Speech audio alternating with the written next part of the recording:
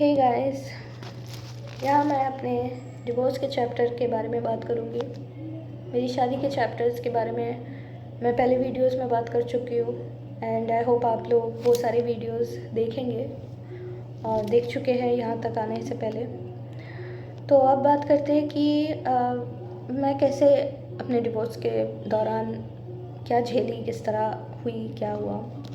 सबसे पहले तो मैं एक बात कहना चाहती हूँ कि जो मैंने अपने पहले वीडियोस में भी बताया कि मेरे सिक्स सेंस, मेरे जो इंट्यूशन है बहुत स्ट्रॉन्ग है, बहुत मेरे अंदर की आवाज़ बहुत स्ट्रॉन्ग है। मैं जिस दिन शादी कर रही थी, वो रजिस्टर्ड मैरिज जिस दिन मैं साइन कर रही थी रजिस्टर्ड में, उस दिन ना अचानक से एक अजीब सा फीलिंग आया मेरे अंदर कि जिस तरह मैं आज यहाँ साइन कर रही हूँ उसी तरह मैं डिवोर्स पेपर भी साइन करूँगी। That at the very second of signing वो वाला ख्याल मेरे दिमाग में आया। I mean I am not suppose to have that kind of a thought while getting married, right. मैं यहाँ शादी कर रही हूँ, मैं शादी के एक्साइटमेंट एंड एवरीथिंग, कोई लड़की ऐसा क्यों सोचेगी, क्यों उसके जहन में ये बातें आएगी। But it was my six sense, it was my six sense which gave me a warning, which told me कि आगे क्या होने वाला है। और मेरे दिमाग में फॉर अ सेकेंड वो बात आई थी कि एक दिन ऐसा भी आएगा जब मैं फिर डिवोर्स पेपर में इसी तरह साइन करूँगी। और एक्चुअली में वो दिन आया। एक्चुअली में शादी के 4 साल बाद मुझे डिवोर्स पेपर में भी साइन करना पड़ा। जब थोड़ा पीछे जाते हैं, जब वो पहले मुझे छोड़ के चले गए थे सेपरेशन के दौरान, वो वाला वक्त बहुत पेनफुल था, बहुत ज़्यादा डिफ़िकल्ट था। मैं किसी तरह जूझी उस दर्द से। मैं यहाँ आप लोगों के साथ शेयर करना चाहती हूँ कि my journey of that separation period. बहुत लोग ऐसे होंगे जो इस वक्त ऐसे सिचुएशंस में इस सिचुएशन के थ्रू जा रहे हैं। ब्रेकअप हो, डिवोर्स हो, सेपरेशन हो, many people can understand my feelings. बहुत लोगों के साथ रेजोनेट करेगा कि उनके साथ भी ऐसा हो रहा है। हो सकता है कि मेरी बातों से आपको थोड़ी बहुत हिम्मत मिले या फिर कुछ लगे कि सिर्फ आप अकेले नहीं हो। पहला दिन सबसे मुश्किल होता है, वो काट लो, बाकी सारे दिन हो जाते हैं। पहले दिन ही जब खाली घर में नींद खुलती है ना, वो नहीं है बिस्तर में, वो नहीं है पूरे घर में, वो नहीं है। पूरे दिन इंतज़ार करने के बाद भी वो नहीं आए, रात में भी वो नहीं आए, अगला एक दिन और हो गया फिर भी वो नहीं आए। It's very difficult to go through that. मैं आज भी याद कर सकती हूँ कि डे 1 कैसा था, डे 2 कैसा था, डे 3 कैसा था। अकेले खाना खा रही हूँ, खुद के लिए, अकेले के लिए खाना बना रही हूँ, कोई दूसरा है नहीं जिसके लिए खाना बनाऊँ। टेबल पे मैं अकेले खाने पे बैठ रही हूँ और उस वक्त मुझे ये ख्याल रखना है कि मेरे साथ 2 बच्चे भी हैं, उनका भी ख्याल रखना है मुझे। मैं खाना पीना छोड़ के बिस्तर पकड़ लूँगी तो बच्चों का क्या होगा। जितनी भी दर्द में हूँ, जितनी भी तकलीफ़ में हूँ, फिर भी मुझे उठना पड़ रहा है बच्चों का ख्याल रखने के लिए। उनकी ज़िंदगी तो ठहर के नहीं रहेगी ना, वो भी तो दुख दर्द में है। एक बात मैं बताऊँ आपको, जो लोग जानवरों से प्यार नहीं करते या यूज्ड टू नहीं है, उन्हें शायद नहीं मालूम होगा, उन्हें शायद विश्वास नहीं होगा, बट जानवर भी उतने ही डिप्रेशन से गुजरते हैं जितना कि ह्यूमंस। उतने ही दुख दर्द पहुंचता है उन्हें भी, उनमें भी फीलिंग्स होते हैं। वो नॉन लिविंग थिंग्स नहीं है, उनके अंदर भी फीलिंग्स है। मेरे पति, उनके भी पापा थे, तो जितना मैं उनकी मम्मी हूँ वो भी उसके पापा थे। तो वो लोग उन्हें बहुत मिस कर रहे थे, रो रहे थे, खाना नहीं खा रहे थे, दरवाजे पे बैठे हुए थे कि अभी पापा आएंगे, अभी पापा आएंगे। जैसे जैसे पापा के गाड़ी के हॉर्न का आवाज़ सुनते ही बालकनी में दौड़ के चले जाते थे, वैसे ही करता था। बालकनी में जो दौड़ के कोई भी आवाज़ सुन के बालकनी में जाता था, ये सोच के कि पापा आ रहे हैं, पापा आ रहे हैं। लिफ्ट का आवाज़ होता था, किसी घर का बेल का आवाज़ होता था, दौड़ के जाता था, पापा आ रहे हैं सोच के। दरवाजे पे बैठे रहते थे खिरमफिल, खाना नहीं खाते थे, रोते थे, रात को नाइटमेयर्स होते थे उनके, रोते थे। मैं यहाँ अपना दर्द देखूं या बच्चों को संभालूं? वो भी तो दर्द से गुजर रहे थे ना। खुद के आंसू पोंछ रही थी, खीर मफिन के आंसू पोंछ रही थी, उन्हें कलेजे से लगा के रख रही थी, किसी तरह उन्हें समझा रही थी, giving them strength, trying to feed them कि खाना खा लो। जब बात बात पे कहती थी खाना खा लो, अब पापा आ जाए, कब पापा आ जाए, फिर पापा नहीं आते थे तो वो मुझे भी बिलीव नहीं करते थे कि खाना नहीं खाएंगे, मम्मी तो झूठ बोल रही है। I did go through all that. घर में जहाँ जहाँ उनके सामान होते थे वो सारी जगह ये तो खाली थे और लग रहा था कि ये जगह खाली हो गया, यहाँ उसका ये होता था, वो होता था, या फिर जो चीज़ें वो छोड़ के गए वो चीज़ें देख के उनकी याद आती थी। कुछ चीज़ें तो मैं हटाई भी नहीं जगह से कि उनके वही चीज़ें वहीं पे रहेंगे, क्योंकि दिल से मैंने प्यार किया था, संसार मैंने बसाया था, तोड़ा उसने है। It's his thing. It's not mine that I broke. मेरे लिए अभी भी वही है। It hurt a lot. खाना उसके पसंद के खाने में खा नहीं पाती थी। हर चीज़ में लगता था ये उसे पसंद है, ये उसे पसंद है, उसे छोड़ के नहीं खा सकती। जो सारी चीज़ें मैं उसके लिए करती थी वो सारी चीज़ें on a daily basis routine में बन चुका था, तो मैं रूटीन के तौर पे वो करना शुरू कर देती थी। फिर लगता था अरे तो अभी करने की ज़रूरत ही नहीं है, वो तो है ही नहीं। I went through days and days like that. और नौकरी भी करनी थी, किसी तरह नौकरी पे भी फोकस करना था, घर भी संभालना था, बच्चों को भी संभालना था। And I had to go through that pain as well. नौकरी पे फोकस कैसे कर सकती थी मैं, दिमाग कैसे लगा सकती थी तब मैं, जब इतने डिप्रेशन में हूँ, जब फूट फूट के रोना आ रहा है। किस तरह काम करती मैं, किस तरह काम पे फोकस करती मैं, पर करना पड़ रहा था, कर रही थी।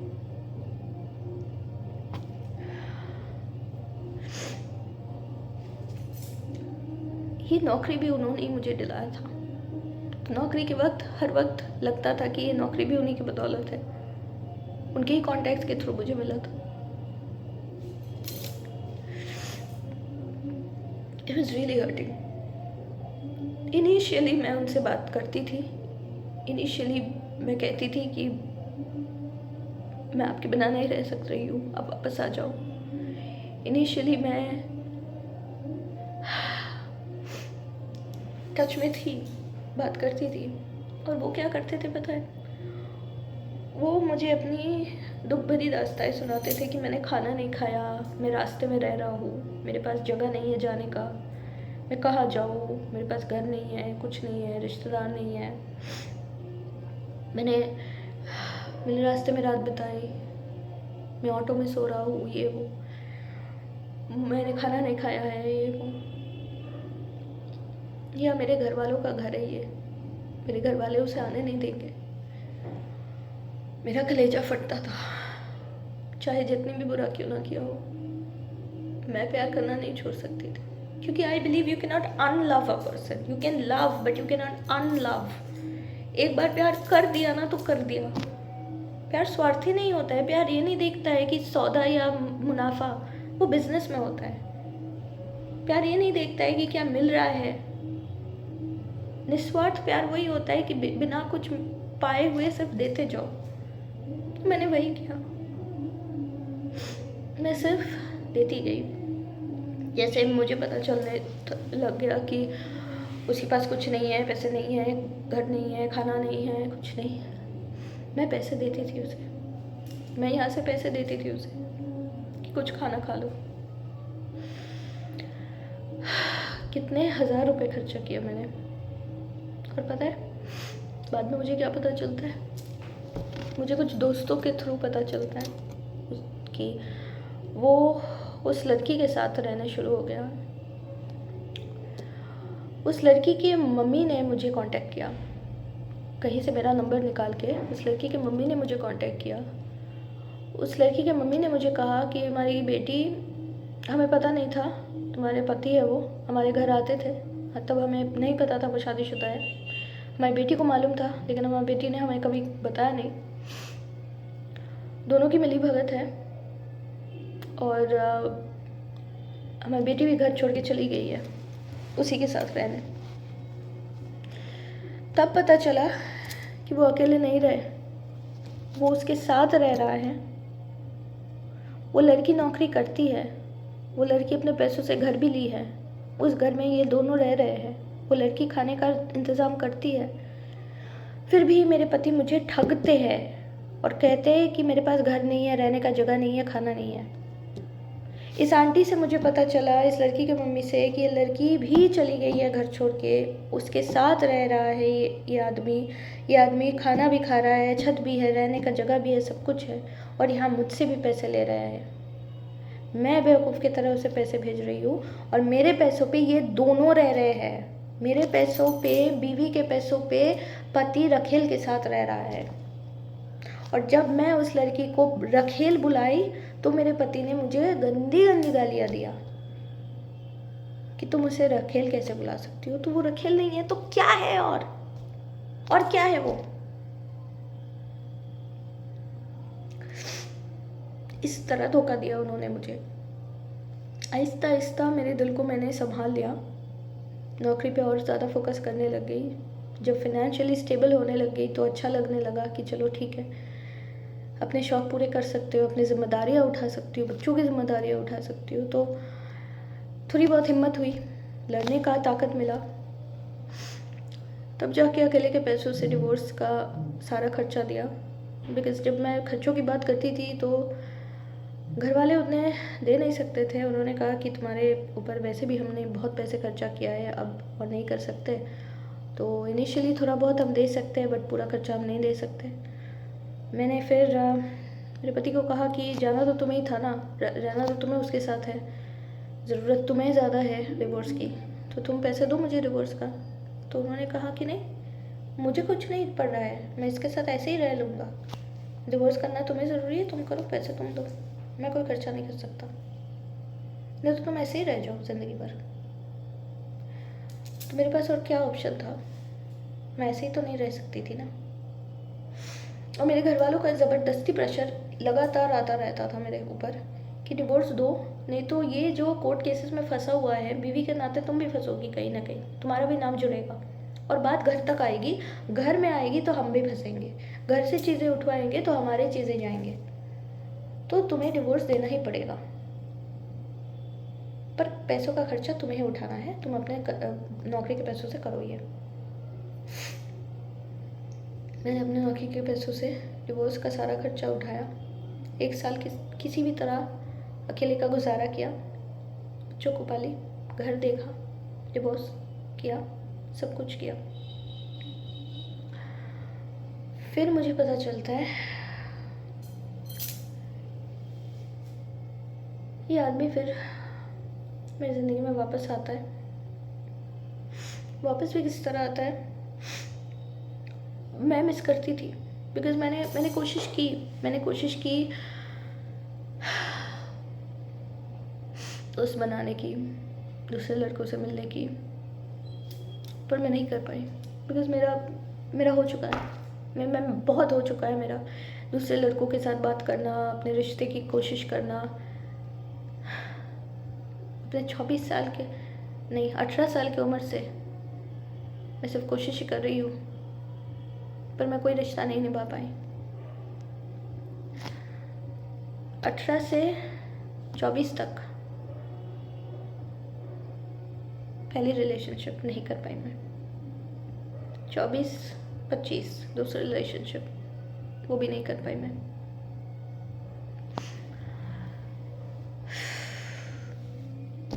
फिर तीसरा रिलेशनशिप, फिर शादी।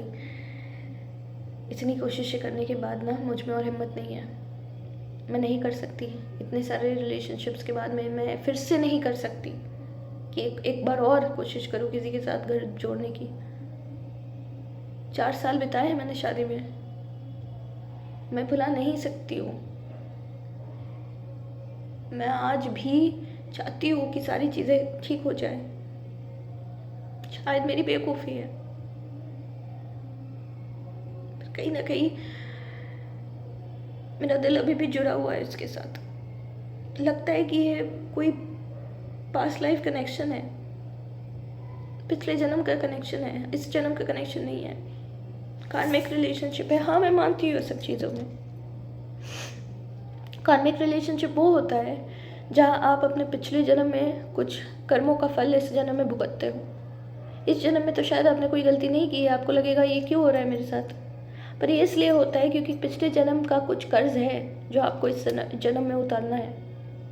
मेरा कनेक्शन उसके साथ है, कुछ पुराना हिसाब किताब जो इस जन्म में हो रहा है।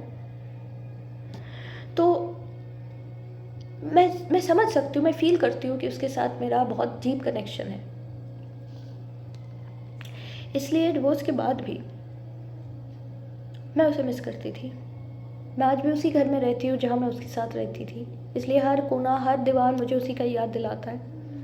मैं इस घर को तक चेंज करने की, रेनोवेट करने की बहुत कोशिश की ताकि मेरी यादें बदल जाए, मैं नई यादें बनाऊँ। कोशिश की भी, पर फिर भी उससे नहीं हुआ। फिर भी मैं उसे मिस करती रही। सारे कोशिशों के बावजूद वो मेरे दिल से, दिमाग से नहीं उतरता है। और फिर लाखों करोड़ों बार अपने दिल को समझाने के बावजूद भी मैं उससे कांटेक्ट करी और मैंने उसे कहा कि मैं कितनी मिजरेबल हूँ उसके बगैर। और पता है क्या हुआ? फिर मेरी गॉल ब्लैडर ऑपरेशन होने का वक्त आया। मेरी गॉल ब्लैडर ऑपरेशन में मैंने उसे बुलाया। मैंने उसे कहा कि मेरी ऑपरेशन कॉम्प्लिकेटेड थी क्योंकि मेरी हार्ट प्रॉब्लम है। मुझे ब्रैडिकार्डिया, ट्रैकिकार्डिया, राइट बंडल ब्लॉक, बहुत सारी हार्ट प्रॉब्लम्स है मुझे। तो मेरे हार्ट प्रॉब्लम्स की वजह से अच्छे से एनेस्थीसिया फुल डोज पे नहीं दिया जा सकता है मुझे। प्लस मेरा जो स्टोन का साइज़ था वो बहुत बड़ा था, तो डॉक्टर ने कहा था कि लैप्रोस्कोपी शायद पॉसिबल ना हो, ओपन सर्जरी करना पड़े, वो और ज़्यादा रिस्की हो जाता है। तो बहुत सारी चीज़ों के वजह से मेरी ऑपरेशन रिस्की थी। तो मैंने इन्हें कांटेक्ट किया। मैंने इन्हें ये कहा कि हो सकता है मैं मर जाऊँ, हो सकता है मैं ना बचूँ, तो मैं आपसे मिलना चाहती हूँ। मैं चाहती हूँ कि एक बार मरने से पहले आपसे मिलूँ, क्योंकि छोड़ के आप गए थे, मैं नहीं। हो चुका है। पर वो डिवोर्स ना पहली वाली शादी की हुई है। डोंट फॉरगेट, हमारी दो शादी हुई है, 2 डिफरेंट तारीख में, 2 डिफरेंट ईयर्स में। एक शादी जो स्पेशल मैरिज एक्ट में हुई, उस शादी का डिवोर्स हो चुका है। दूसरी शादी जो पर्सनल लॉ के हिसाब से हुई, जो रिलीजियस मैरिज हुई, वो एक टोटली डिफरेंट मैरिज है, टोटली लीगल मैरिज है, और दूसरे बहुत अलग डेट पे एक अलग साल में हुआ है। तो वो मैरिज इन इटसेल्फ एक मैरिज है जो मैं चाहूँ तो रजिस्टर करवा सकती हूँ। और मैं आज भी उस शादी के तहत आपकी बीवी हूँ, और मैं आज भी आपसे उतना ही प्यार करती हूँ, सब कुछ के बावजूद भी। तो मुझे पता चलता है कि वो इस लड़की के साथ रिश्ता नहीं रखना चाहते। 1 साल में उन्होंने समझ, 1.5 साल, तब तक 1.5 साल हो चुका था, 1.5 साल में उन्होंने समझ गए कि ये लड़की अच्छी नहीं है। जो बातें मैं इन्हें समझाने की कोशिश करती थी, ये मेरी बातें तो कभी सुनते नहीं थे, पर आखिर में इन्हें समझ में आ गया। मैं ये नहीं कह रही हूँ कि ये लड़की ने मेरे पति को छीन लिया इसलिए मैं इस लड़की को हेट करती हूँ, पर मैं इस लड़की को हेट करती हूँ बिकॉज़ ये लड़की ही अच्छी लड़की नहीं है। ये लड़की की कैरेक्टर तो देख ही रहे हो, जानबूझ के जानते हुए भी किसी के पति को चुराती है। ना ही सिर्फ वो, बट ये लड़की बहुत सारे लड़कों के साथ अफेयर्स रखती है भी शायद।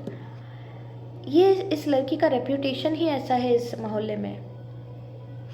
जब मैं यहाँ मोहल्ले में हमारी सेपरेशन के बाद दुकान बाज़ार जाती थी, मोहल्ले के लोग खुद मुझे कहते थे कि आपके पति ने आपको छोड़ दिया इस लड़की के लिए, आप इतनी अच्छी है और ये लड़की भी ऐसी लड़की के लिए आपको छोड़ा।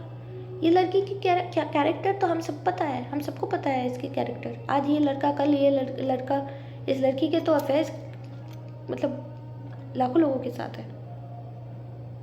तो ये लड़की की खुद की कैरेक्टर इतनी ख़राब है, ऊपर से ये लड़की काला जादू करती है। ये फैक्ट है, मैं ये जानती हूँ। ये लड़की काला जादू करती है, ये लड़की सच में जादू टोना करती है। I have proof of that, I know that for a fact. मैं मनगढ़ंत कहानी कह नहीं रही हूँ। मैंने अपने पति को बहुत बार समझाने की कोशिश की, शादी जब थी हमारी तब से ही, कि ये लड़की जादू टोना करती है, ये लड़की ब्लैक मैजिक करती है, इसके साथ मत जुड़े रहो। ये लड़की नशा करती है, ये लड़की ड्रग्स लेती है। ये लड़की ने खुद मेरे पति को ड्रग्स खिला खिला के थिंकिंग एबिलिटी भ्रष्ट कर दिया, और फिर ब्लैक मैजिक वगैरह करके, जादू टोना करके इनका दिमाग को पूरी तरह से नष्ट कर दिया, हाथों की कठपुतली बना दिया, ताकि ये लड़की जो बोले मेरे पति वही समझे, उसी मुताबिक चले। ये लड़की अच्छी लड़की नहीं है, इसीलिए मैं कहती थी, ना कि सिर्फ इस वजह से क्योंकि वो मेरे पति को छीन ली। मेरे पति का नुकसान होता अगर ये इस लड़की के साथ रहते तो। मैंने उन्हें यही समझाने की कोशिश की कि अब तो हमारी डिवोर्स हो चुकी है, तुम्हारे हिसाब से हम अलग हो चुके हैं, राइट? तो मैं अपने पास बुलाने के लिए ये नहीं कर रही हूँ।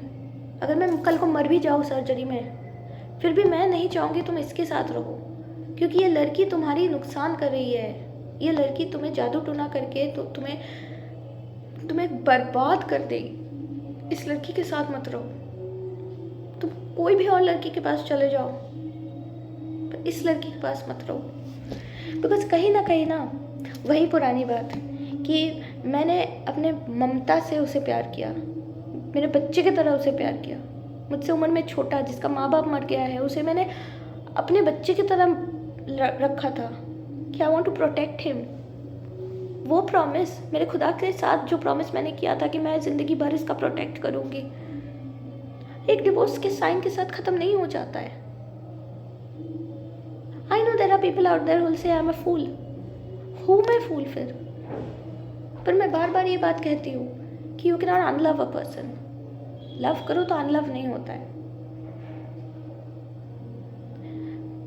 मैं फील करती हूँ उसके लिए कि उसका कोई नहीं है, उसका एजुकेशन क्वालिफिकेशन तक नहीं है कि वो अपने लिए कोई नौकरी ढूंढ पाए, ढंग का नौकरी। गलत संगत में पड़ रहा है, ड्रग्स ले रहा है, अपना दिमाग भ्रष्ट हो चुका है उसका। क्या करूँ? उसे प्रोटेक्ट ना करके उसे छोड़ दूँ? ये नहीं कर सकती मैं।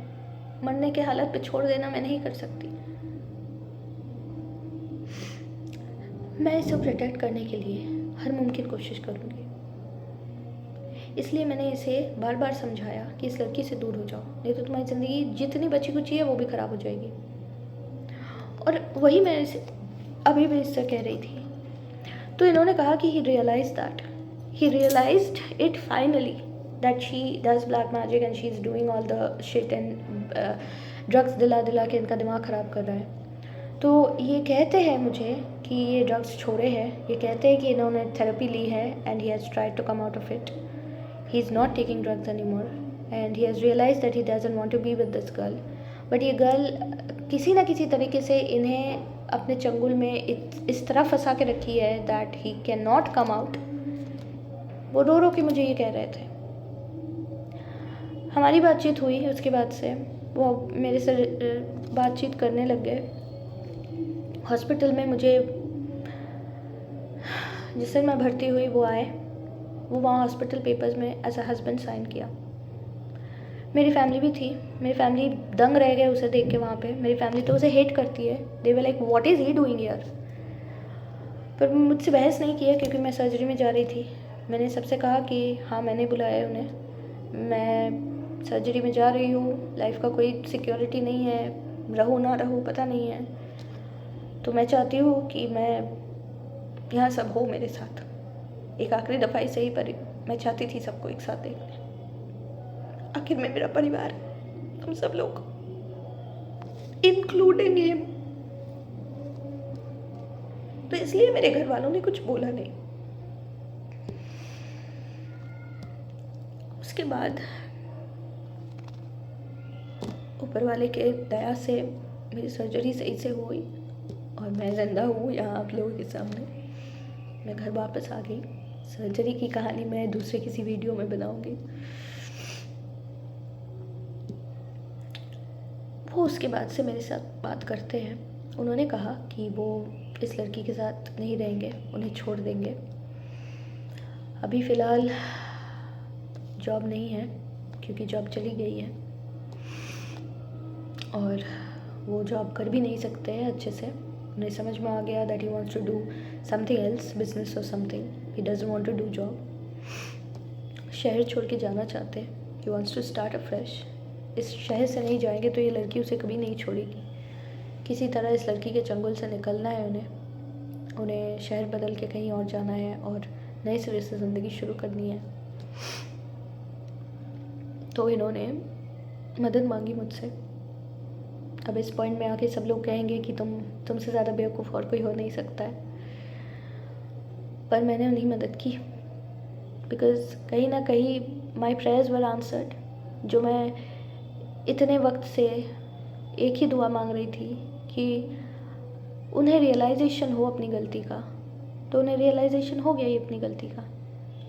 उन्होंने मुझे अपनी बीवी माना है। उन्होंने उस लड़की के साथ नहीं रहने का फ़ैसला किया है। उस नए सिरे से ज़िंदगी शुरू करने का फ़ैसला किया है। वो मेरे घर वालों से बात किया, उनसे माफ़ी मांगा। हम कौन होते हैं माफ़ ना करने वाले? हम महज इंसान हैं। हम कैसे माफ़ी ना दें किसी को? हम खुदा नहीं हैं। अगर हम खुदा से माफ़ी मांग सकते हैं तो हम महज इंसान क्यों नहीं खुदा माफ़ी कर सकते किसी को? इसलिए मैंने माफ़ किया। When इट वॉज़ एविडेंट कि मैं ही बस उसकी फैमिली हूँ और उसका कोई नहीं है, और वो मुझसे मदद मांग रहा है बिकॉज़ ही नोज़ कि मेरे अलावा उसकी ज़िंदगी में और कोई नहीं है। वो नए सिरे से ज़िंदगी शुरू करना चाहता है। तो मेरे अंदर की ममता बोलो, फीलिंग बोलो, जो बोलो, मैं उसे मदद की। मैंने दिया उसे पैसा नए सिरे से ज़िंदगी शुरू करने की, और वो चला गया, दूसरे शहर में चला गया अपनी ज़िंदगी नए सिरे से शुरू करने। This is my present. अब यहाँ से आगे अभी तक कुछ मालूम नहीं है। जैसे होगा वैसे मैं आप लोगों से शेयर करूँगी। फ़िलहाल बस इतना दुआ है, इतना कुछ किया है मैंने। पता नहीं खुदा क्या चाहते हैं, पता नहीं हम साथ होएंगे कि नहीं होएंगे। एक लीगल डिवोर्स तो हो चुकी है, जो दूसरी मैरिज है उसमें मैं कहीं लटक रही हूँ।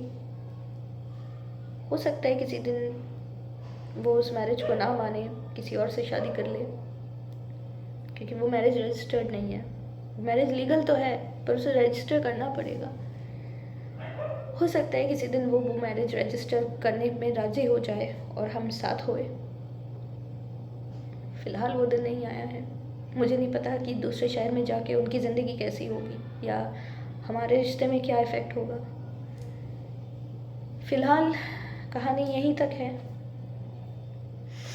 इसके आगे आपके दुआओं पे डिपेंड करता है कि मेरी ज़िंदगी कहाँ तक जाएगी।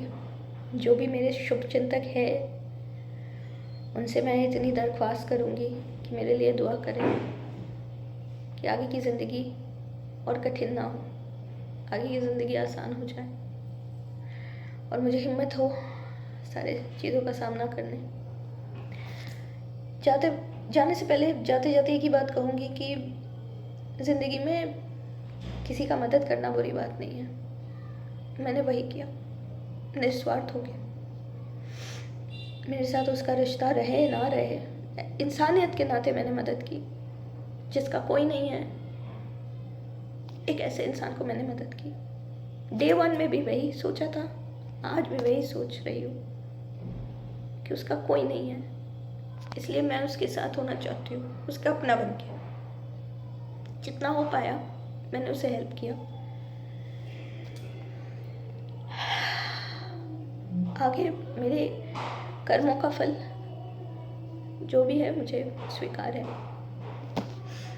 जुड़े रहिए मेरे साथ। मेरी लाइफ मुझे कहाँ लेकर जाएगी मुझे नहीं पता, पर आप लोगों के साथ शेयर करती रहूँगी। देखते हैं क्या होता है आगे। थैंक यू यहाँ तक सब पेशेंटली सुनने के लिए। थैंक यू मेरे साथ जुड़े रहने के लिए। Bye bye, all of you take care.